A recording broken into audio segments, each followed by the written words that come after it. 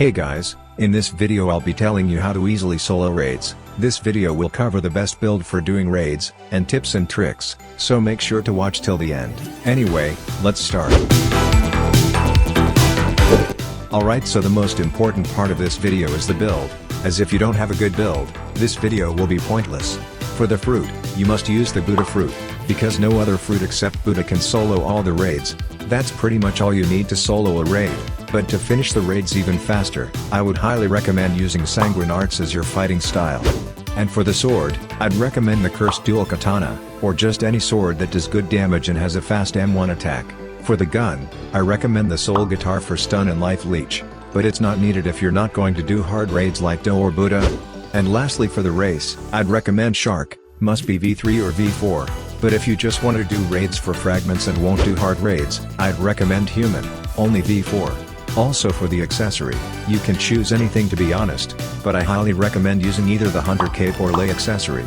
Now that's the best build I'd recommend for doing raids. It's Fighting Style, Sanguine Arts, Fruit, Buddha, Sword, Cursed Dual Katana, and Gun, Soul Guitar.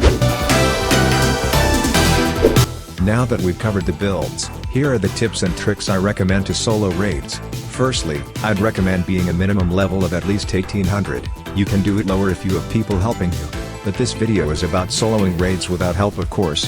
I resetted my stat points to what the typical level 1800 player would have. Now I'm going to solo a rumble raid, just so I don't get comments yapping about how I'm max level. Now the first trick is the Buddha range glitch. To do this glitch, you must have around 153 ping or lower, then just untransform from Buddha and quickly equip a sword/fighting style. You need the Awaken Z move of Buddha to do this glitch, but if done correctly, you'll still have the Buddha range even though you're back to human, so you'll be much faster. I'd also highly recommend using an auto clicker. It'll click much faster, and you also won't have to spam click your mouse button. Those are all the tips for basic raids like these. As you can see, I'm about to finish this rumble raid and I've only used my sword, with level 1800 stat points with no race V4, gun or fighting style. All you really need to solo basic raids is Awaken Buddha, max stat points on your main damage, sword/melee, and a couple thousand health and energy. And to finish the raids faster, I'd recommend using race V4 and an auto clicker. Alright, so this section are for the hard raids, which are Do, Buddha, and Phoenix. If you find any other raids hard, you just suffer from a skill issue, or you just don't have a good build. Now starting off with the Buddha raid. For Island 1 to 2 there's no new tips and tricks, just use an auto clicker paired with Buddha. Now for Island 3, you can do a wall glitch, meaning you can hit enemies while they can hit you. This method is really useful if you don't have much health or just want the easiest possible way to complete this island. For Island 4, you can do a similar method, but first I recommend clearing out all the normal NPCs first, as the Buddha users are easy to dodge. Since Buddha gives you insane range, I can hit these NPCs behind this wall while they cannot hit me.